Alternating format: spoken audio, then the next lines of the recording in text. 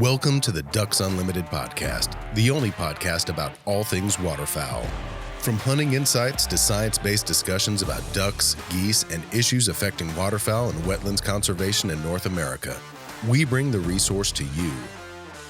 The DU Podcast with your host, Dr. Mike Brazier. Today we are again joined by Dr. Mike Schumer from the State University of New York College of Environmental Science and Forestry, but this time to discuss the recent and upcoming cold snap in the eastern U.S. and what it might mean for duck migration.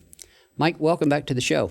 Thank you very much. To get right into this, the way this works, I believe, how about I just let you tell us how this works? What's the frequency with which you post these duck migration forecasts? When do you start? And then when's the last one that you post for a given year? Yeah, much to my wife's chagrin, I think I work on it Sunday afternoon and Sunday evening for the coming week, and pull weather data from several key locations in the Mississippi and Atlantic Flyway, or at least places that affect birds of the Mississippi and Atlantic Flyway.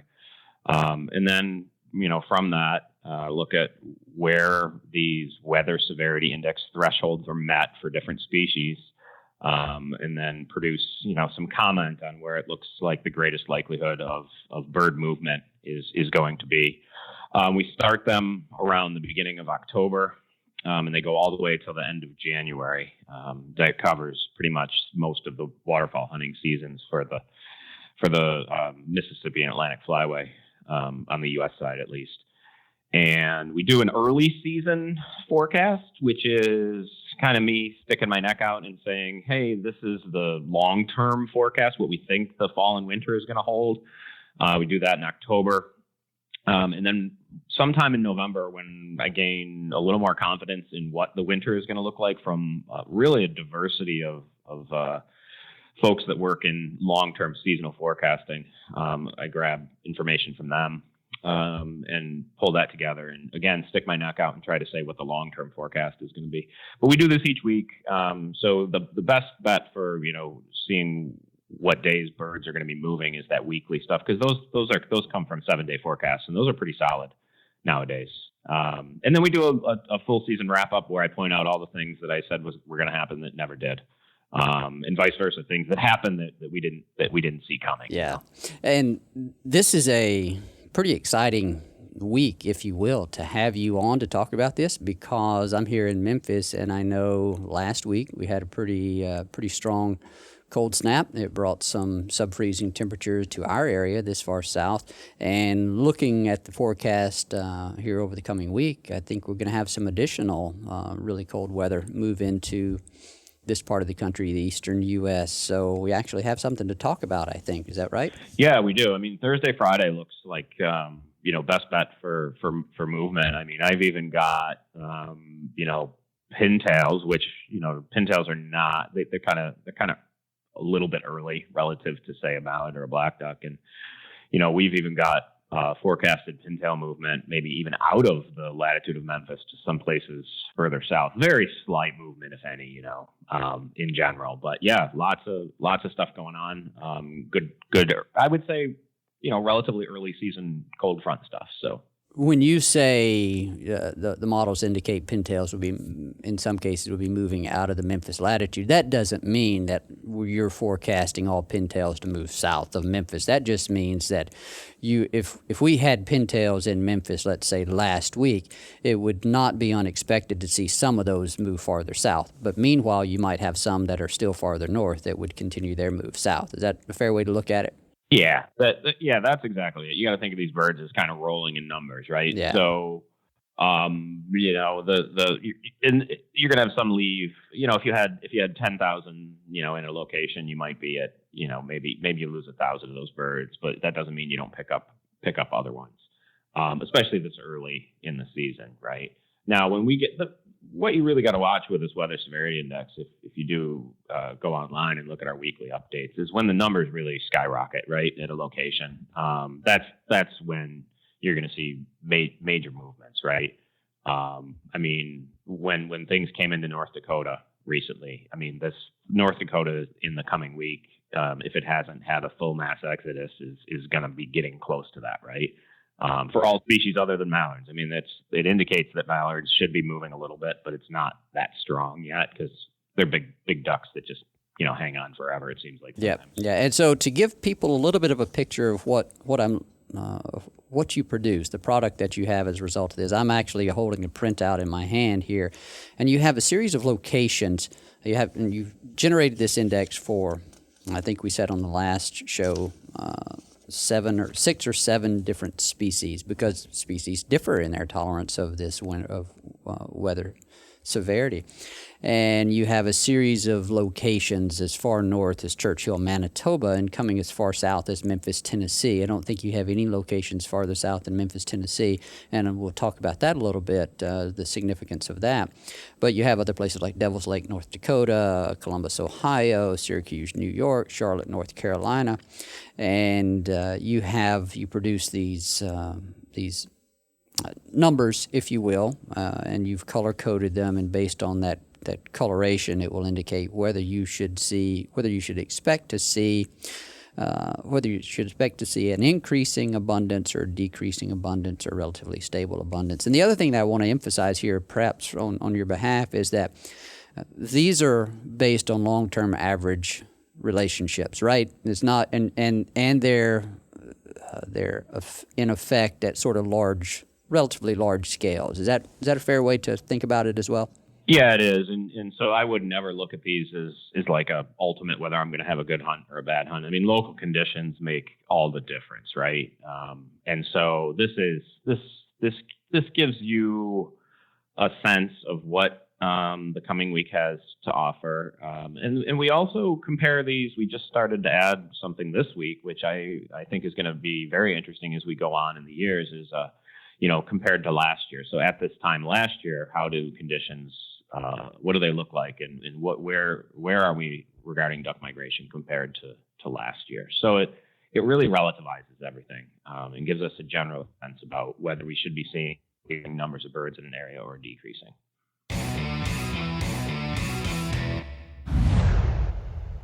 Be the first to know when ducks are on the move. Sign up for DU's waterfowl migration email alerts and receive ongoing in-depth updates on the latest habitat conditions, weather changes, and hunting reports for your flyway. Visit ducks.org/migration alerts. Is this the time of the year when you have a bit greater confidence in your ability to predict movements? Because prior to this time, let's say, we knew all the birds were north, right? That it's that first movement out of the north when you can have, especially when you have strong weather events, when you can have greatest confidence that you're going to see movements. Yeah, it's largely when you have a whole entire season, and we're probably going to get into last year, right? Where weather is up and down and up and down, and birds are just kind of milling around. That makes it really, really difficult when there aren't these good, strong cold fronts. It makes it difficult. The other thing I find with people is that, and this isn't I'm the same way. You don't tend to remember more than like a year or two ago. And so what we see, like this cold front that's coming is pretty good, but it's not anything overly substantial. I mean, yeah, it's going to snow in Syracuse, New York, but we're going to get like 1.4 inches. We're a place that gets like 200 inches of snow a year. So you have a long way to go before you get there. Substantial. So we got a long ways to go. And so this is where I kind of try to temper people. And I see a lot of reports of, birds are on the move, And I'm looking at it going a little bit, right? But it's the big systems that are helpful, and you can really see it in the weather severity index jump. The other stuff makes it more difficult because, again, birds kind of trickle through. Some leave, some show up. It's not, there's a lot of years where we don't see this mass migration where you can be out, hunting a field or a marsh, and it's just birds streaming over and over and over, and birds coming into your decoys. We all live for those days. But we don't get that type of migration every single year. Sometimes it's just a trickle. Yeah. And I'm looking at the comparison to last year. You referenced that. This time last year, you were no longer generating forecasts for Churchill, Manitoba. It was already frozen out. That's the other thing. Once these northern latitudes once they exceed the threshold by some degree, everything freezes out. You no longer generate the forecast for those locations. You're still generating a forecast for Churchill this year, but this time last year you weren't. And folks will probably remember last November we had some really, really cold weather, and then things changed. It warmed up, and then we had an incredible amount of precipitation across the eastern U.S. And sort of touching on that topic, in your original publication for the development of this weather severity index, you mentioned that you did not, your index doesn't account for precipitation. So as well as the index may do in predicting forecast or forecasting movements over a large scale, over a long time frame, there can always be anomalous events such as unprecedented rainfall that creates habitat beyond anything we've seen in recent memory, and that kind of throws a wrench into the forecast. Is that right? Yeah, it does. It definitely does. Landscape level flooding, like we saw last year. You can have a lot of snow on the ground and it can be cold, but if you've got running rivers that are 3 feet out of their banks, and at northern latitudes, and they're going to be in a lot of cornfields, and that's going to hold. I'm going with millions of ducks at latitudes that they'd usually have moved out of. We do have enough, into these new forecasts that go beyond mallards and have all the other species in there. We have 20 that comes from data from 26 locations, and some of those are in river systems. So we pick up some of that background in the data, some of that variation, but we can't capture every metric, right? We went for weather because the way I look at it is you can have all kinds of food on the landscape. You can have, all kinds of roosting areas and refuge and everything. But when it gets cold enough and snowy enough for long enough, those birds can't stay most of the time. And so we went for that. But there's all kinds of things, food availability, disturbance, refugia, what ways the winds have been blowing, all types of things that are also affecting duck migration that we can't account for everything. Right. So I think weather was the logical one to go for. Well, Mike, thanks again for all the work that you've done to help us understand waterfowl migration in ways that we had not been able to before. We're able to quantify some of these factors that influence migration. It's not a perfect model. No models are, especially when we're talking about phenomena of nature. But it allows us to develop a little bit of a better understanding of the way the system works and understand how it may influence the things that we enjoy doing. I know the weather that's on the way down is exciting for a lot of people, especially the folks that are in places where the hunting season is underway. I think it's also exciting for people whose hunting season is on the doorsteps, and so I would encourage folks to look into some of this information and learn a little bit more about it. We're going to try to have you on again over the winter, and probably even have you on at the end of the season to do sort of a recap. We can talk about a host of other issues related to this, refinements to any of the models. I know you're always looking for ways to improve models and our understanding, and so there's no shortage of things that we can talk about with respect to this. So any final words from you, Mike, with respect to our discussion? I think what I enjoy most about these weekly forecasts is we get a lot of feedback. I get emails. I get interaction with folks on social media that are thanking us for putting these out.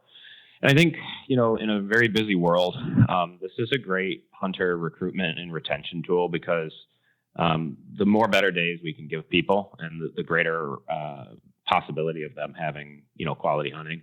I think that puts us in a lot better place as a waterfowl hunting community, especially if they're getting kids out or other family members or people that haven't waterfowl hunted before, and picking a day that looks pretty good.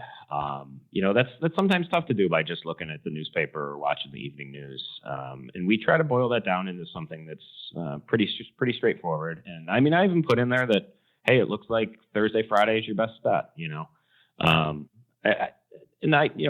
I am sticking my neck out a little bit, but it's better than not having any information out there. That's right. And as long as people realize there's so much variation in the system that no single prediction is going to be accurate every time.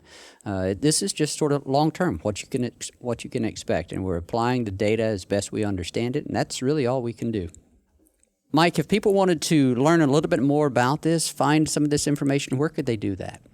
Yeah, that's great. The easiest way to find us is to go to Google and just Google Schumer duck migration. It will come up right underneath the Ducks Unlimited migration page that y'all have. And it's Schumer, SCHUMMER, and then duck migration. We're also on Facebook. Our lab is on Facebook, and we post a lot of stuff on there regarding bird movements, and that's just at our waterfall. If you just put at our waterfall, and it'll come up right away for you. And there's a lot of links on there that talk about weather and duck migration and such as well. Thanks again for coming on. We look forward to having you back. Thank you very much. Appreciate it. Thanks again to our guest today, Dr. Mike Schumer. We look forward to having him back on the podcast. I also want to thank our producer, Clay Baird, and thanks to each of you for supporting Ducks Unlimited. Thank you for listening to this episode of the DU Podcast. Be sure to rate, review, and subscribe to the show, and visit www.ducks.org/DU Podcast for resources based on today's topics, as well as access to more episodes. Opinions expressed by guests do not necessarily reflect those of Ducks Unlimited. Until next time, stay tuned to the Ducks.